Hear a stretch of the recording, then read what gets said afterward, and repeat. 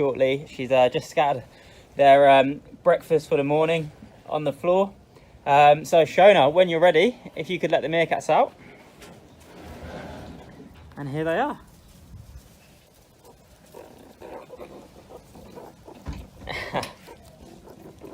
So if you are tuning in, thank you so much. Don't forget to follow us on Facebook or subscribe to us on YouTube at Paradise Wildlife Park. We are based in Hertfordshire and we are with our lovely meerkat group today. So Shona, can you tell us a little bit about these guys? So in this group, it is a group of 9. We have the mum, dad and their sons. So the mum, she's really easy to tell apart. Her name's Twig. She's just over here. She's got the smallest black tip on her tail. She's also quite little compared to the others as well. And then we have Nintu, the dad, who's actually by my feet at the minute. He actually has a scar on the middle of his back. So again, very, very easy to tell apart. So obviously I did say that they live with their sons.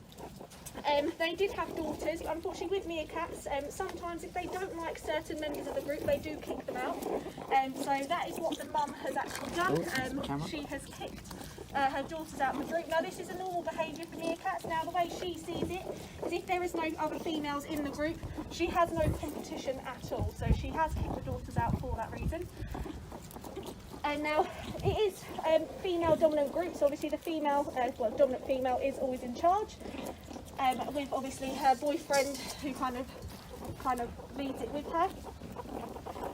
So usually we have no issue naturally with any of the other boys trying to kind of take over dad either, because he is the dominant male. But yeah, like I said, the females are always in charge. Now her daughters actually do still live at the zoo. We have another group of meerkats over the other side, and that is her 5 daughters that do live over there. Now at the park we do have a fair few amount of meerkat enclosures. Now all of our meerkats are related, but for the reason of the dominance in the hierarchy, they have actually split up throughout the years they have been here at Paradise. So this obviously meant having to make lots of different enclosures for them. So you can obviously see they have left a fair bit of broccoli on the floor. Now broccoli isn't one of their favourites. They do eat lots of vegetables throughout the day, so we actually give them 2 vegetable feeds. The amount they got just a second ago was about 150 grams, or just a little bit over that. And then the second amount that they get is also the same amount. Now other things that they eat here at the zoo is a pellet called insectable pellet. Now this is actually made specially for animals that would naturally kind of eat bugs, occasionally a few bits of meat as well, and then we do give them protein as well, so lots of protein is kind of really good for them. We mainly feed them bugs here, so things like locusts, mealworms, crickets, cockroaches as well is one of their favourites. So they do get a very large mix of protein. I know at some other collections they do give them chicks and mice as well, and we have actually given them chicks and mice before, but the bugs are actually just a lot better for them, and so this is what we prefer to feed them as well. So thank you everyone for tuning in so far. We are with our amazing meerkat mob and the lovely Shona, who is on our small mammals and primate team here at Paradise Wildlife Park. So just a couple of quick announcements. So we have got our animal support fund up and running if you would like to donate. Obviously we are in our second lockdown, so a donation would be amazingly appreciated. All the money goes towards our animals and the care for them here at the park and the enrichment. Just getting attacked here by a little one. And if you are looking for something to watch as well, you can head to BBC iPlayer, and we have a show with CBBC's One Zoo Free, and you can see the work that we do here at Paradise Wildlife Park and also conservation work around the world.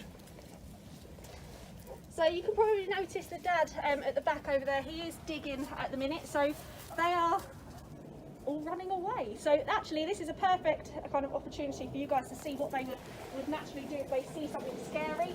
And so they're all looking out for danger at the minute, so you can see them all standing up, kind of having a little look around. Some of them, their tails are actually straight up in the air. This is what we call a bit of a warrior dance. So they are looking out for scary things. So I think an aeroplane is actually going over at the minute. Now naturally they would be hunted by big birds out in the wild, and so an aeroplane or a helicopter does kind of look a bit like a big bird. So this is what they're doing at the minute. They're seeing if it is something that is dangerous, and they are all working as a team. So you can probably see a few of them are kind of doing a jumping movement with their tails up in the air. Some of the others are just looking around. Now the jumping movement is naturally to try and scare a predator away. The others are just kind of having a look to see what's going on. Obviously there is no predators in the zoo, so they kind of realise already very quickly that there is nothing scary going on, and they'll get back to kind of what they're doing. Some of them are still jumping around thinking there are scary things going on. But as I was saying about their digging, someone has just gone straight back to digging over the other side. Now they would naturally dig for bugs out in the wild, but they would also dig because they naturally live in tunnels underground. Now unfortunately the sand isn't strong enough to hold tunnels, but also it wouldn't be very easy for us to kind of get access to and just check that they are okay throughout the day. So we don't have any tunnels or anything here at the park. You might see the odd tunnel lying about, but they aren't kind of in a position where we couldn't get to them. They do have extremely sharp claws as well. The claws are obviously there to dig, make the perfect tunnel, but also some of the bugs, they have slight toxins in them, so actually the claws are there to kind of get the toxins away just before they eat them. Amazing. And just a quick one for you guys that are watching, we do have our Black Friday deals on, which launches this Friday, so make sure that you check them out. We have 50% off and 25% off experiences, so definitely if you want to come and have an experience with the meerkats, book an experience. It's a great Christmas present or birthday gift or a present for a friend or loved one. So once these guys have eaten, they do quickly decide that they do need a nap, and you can probably notice some of the others, some are still trying to find food, but some of the others are actually chilling out under the heat lamps, and one is actually sitting in one of the heat lamp cages at the minute. They are quite an active animal. When it's kind of dinner time, they come and eat quite a lot, and then they just go straight to bed. They have the dream life really. I think this time of year we all wish that we had a personal heat lamp like this little one over here. We have noticed only a few of them get in the heat lamp. Vincent is one of the main ones that does like to chill out in the heat lamp, which typical, that isn't actually, oh it is him, that is Vincent. So Vincent, again, you can probably wondering how I can tell him apart very easily. He actually has one kind of ear. Sounds very strange, but the outer ear flap, he is actually missing one. And that is because his sister actually nipped it off when he was younger. Very normal thing. She tried to pick him up from the scruff of his neck, didn't quite work out, and here he is now. And so you can see on this side he has the perfect ear fold, and on the the other side he hasn't. It doesn't affect him at all. But yeah, he is the main one that likes to get into the heat lamps. And they are again doing their little warrior dance. I think the leaves actually made them jump. Obviously this time of year there are lots of leaves falling off the trees, and any slight movement does occasionally scare them, but this is actually really good enrichment for the animals.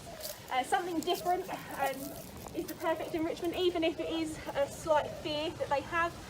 As you can see, the fear doesn't last very long, and they are straight back to digging and finding their food or just going for a little nap. Amazing, thank you so much, Shona. So for everyone that has been watching so far, we are with our meerkat mob. Just a couple of things: if you want to follow our page, follow Paradise Wildlife Park on Facebook, Instagram, we have Twitter, and subscribe to our YouTube channel.